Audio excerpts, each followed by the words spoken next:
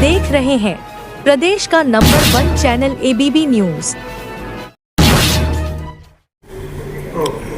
नमस्कार, आप देख रहे हैं एबीपी न्यूज। मैं हूं आपके साथ आपका दोस्त, आपका होस्ट संजय शर्मा। नगर निगम ने अभी हाउस टैक्स में बढ़ोतरी की थी, लेकिन फिर बैकफुट पर आ गई, वापस ले लिया टैक्स।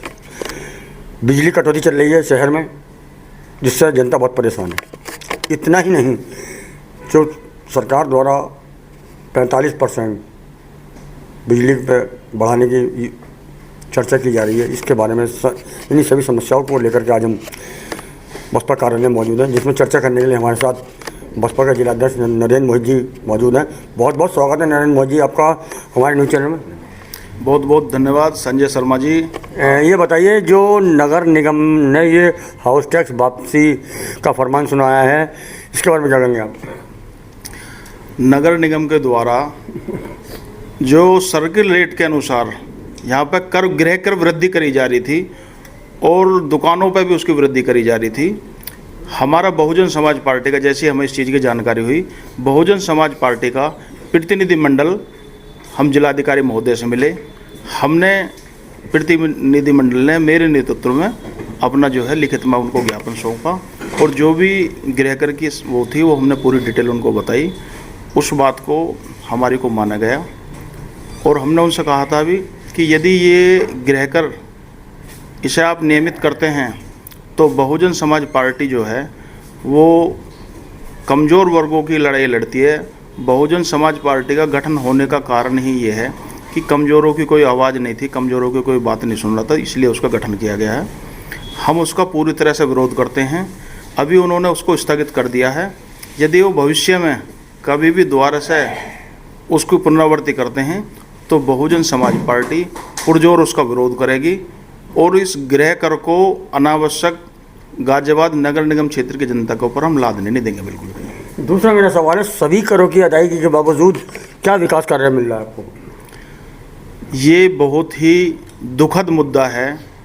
ये मुद्दा दुखद इसलिए भी है कि वाकई में ही गाजियाबाद की जनता सभी करों की अदायगी कर रही है और गाजियाबाद से बहुत ही ज़्यादा रेवेन्यू सभी क्षेत्र में मिलता है। गाजियाबाद की जनता को मूलभूत जितनी सुविधा मिलनी चाहिए वो सुविधा नहीं मिलती हैं। उन सुविधाओं को, उन समस्याओं को लोग हमारे पास भी लेके आते हैं और समय समय पर हम भी संबंधित विभागों में उस चीज़ की जो जानकारी दें। जैसे कि गाजियाबाद पूरे ज़िले में पानी निकासी की इतनी ज़बरदस्त समस्या है, चाहे जनपद गाजियाबाद हो या लोनी हो, क्योंकि मैंने स्वयं देखा है यदि बारिश पड़ जाती है तो बंथला वाले पुल से यदि आप उतरोगे और लोनी तिराहे तक आप जाओगे तो आपको ऐसा नज़ारा देखने में मिलेगा कि जैसे यहाँ पे बोटिंग नाव लगाएं और नाव लगा के पार करी जाएं। इसी प्रकार गाजियाबाद क्षेत्र में जब से ये NHI के द्वारा निर्माण हुआ है इसका हाईवे का, जो उसके लगी हुई कॉलोनी है, NHI ने तो अपना हाईवे का निर्माण कर दिया, लेकिन पानी निकासी का जो जुम्मा नगर निगम के द्वारा है, नगर निगम का मुख्य कार्य है जल निकासी, पानी पेय व्यवस्था, प्रकाश पथ की व्यवस्था, लेकिन उसमें कई जगह इनकी लापरवाही नज़र आती है। सबसे बड़ी समस्या गंदगी की है।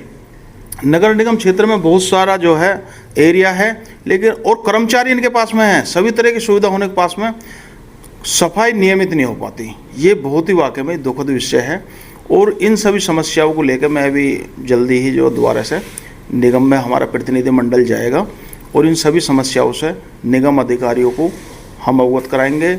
और इसलिए भी यहाँ पे दुख का विषय है कि ये कहते हैं कि हमारी डबल इंजन की सरकार चल रही है। सेंट्रल में भी इनकी सरकार है, स्टेट में भी इनकी सरकार है, निगम में भी इनकी सरकार है। इतना होने के बाद में MP इनका, MLA इनका, जनता को जो मूलभूत सुविधा मिलनी चाहिए, सड़क जो गड्ढे हैं, लोगों को दुर्घटना भी वहाँ पर होती हैं, तो इन सब चीज़ों पे इन्हें जनता की तरफ ध्यान करना चाहिए। जनता ने इनको समर्थन दिया है, नहीं तो जनता इनको जो है खदेड़ने का काम करेगी यदि इन्होंने इन सब चीज़ों पर ध्यान नहीं दिया। 27,965 स्कूल मर्ज किए जा रहे हैं, उनको विलय किया जा रहा है, जिसका विरोध आज़ाद समाज पार्टी भी कर रही है। उन्होंने कल प्रेस कॉन्फ्रेंस में की थी कि हम इसका विरोध करेंगे। इस बारे में क्या कहेंगे आप? जो ये शिक्षा का जो इन्होंने बंद करने का काम किया 27,000 स्कूलों को, ये इतना दुखद विषय है कि इसकी जितनी भी निंदा करी जाए वो कम है। कि ये मुद्दा स्कूल बंद नहीं करा है, बंद नहीं करा, मर्ज किया है।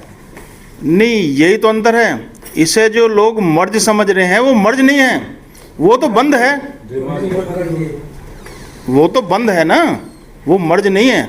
ये दिखाने के लिए कह रहे हैं कि हमने मर्ज कर दिया है, ये इन्होंने बंद कर दिया पूर्णतः रूप से, और ये इनकी शुरुआत है। हमारा पार्टी के शीर्ष नेतृत्व की तरफ से इसमें विरोध प्रदर्शन है। माननीय बहन जी के द्वारा जो इस पर ट्वीट करा गया है, और माननीय बहन जी जब कोई भी ट्वीट राजनीतिक जो राष्ट्रीय राजनीतिक मुद्दों पर करती हैं तो सेंट्रल की जो सरकार होती है उस पर ध्यान देती हैं। माननीय बहन जी ने जैसे ही ट्वीट किया, चाहे तो दिल्ली की झुग्गी झोंपड़ी तोड़ने का विषय था, तो माननीय बहन जी के द्वारा उस पर ट्वीट किया गया कि यदि सरकार को इन झुग्गी वासियों को हटाना था तो पहले इनको मकान की व्यवस्था कर देनी चाहिए थी।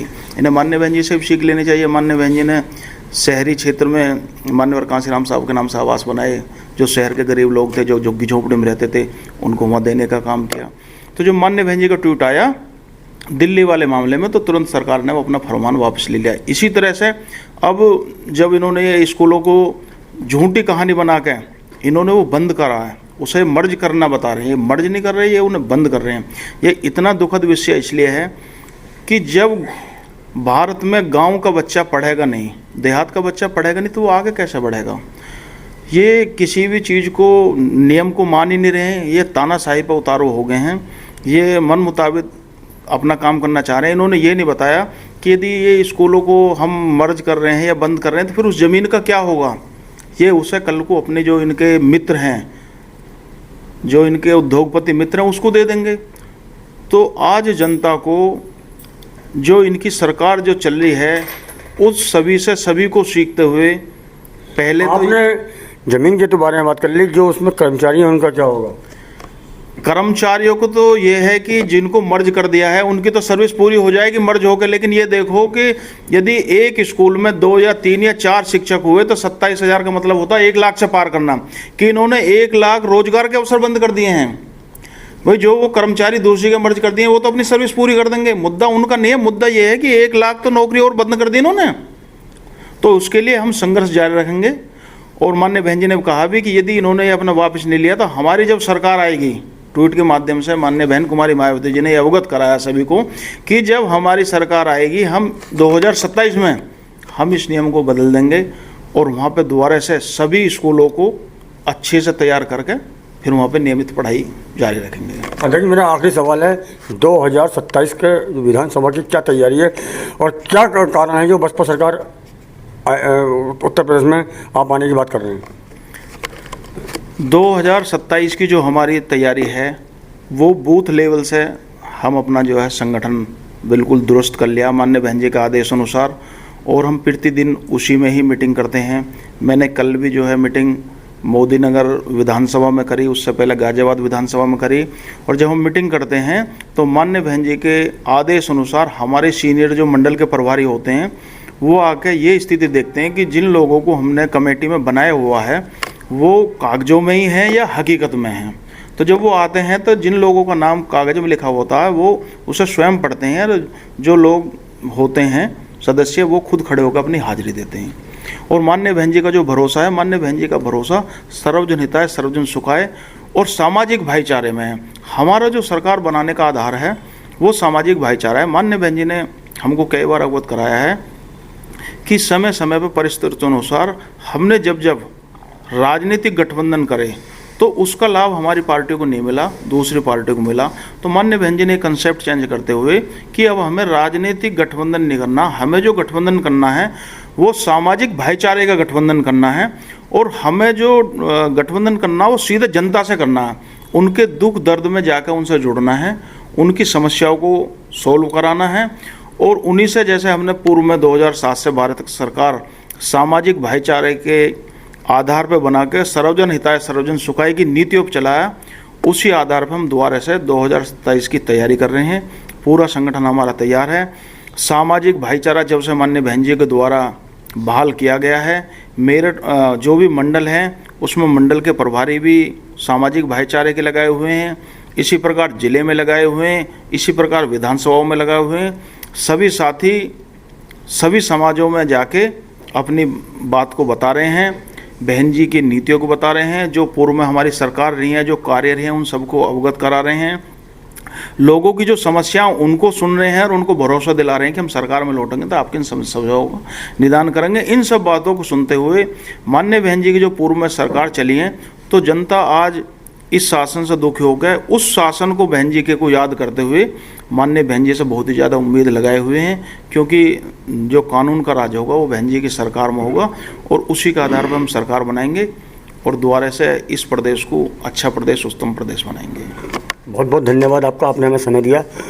बने रहिए हमारे साथ, देखते रहिए एबीपी न्यूज़। खबरें अभी और भी हैं, फिर मिलेंगे किसी बड़ी खबर के साथ। तब तक दीजिए नमस्कार।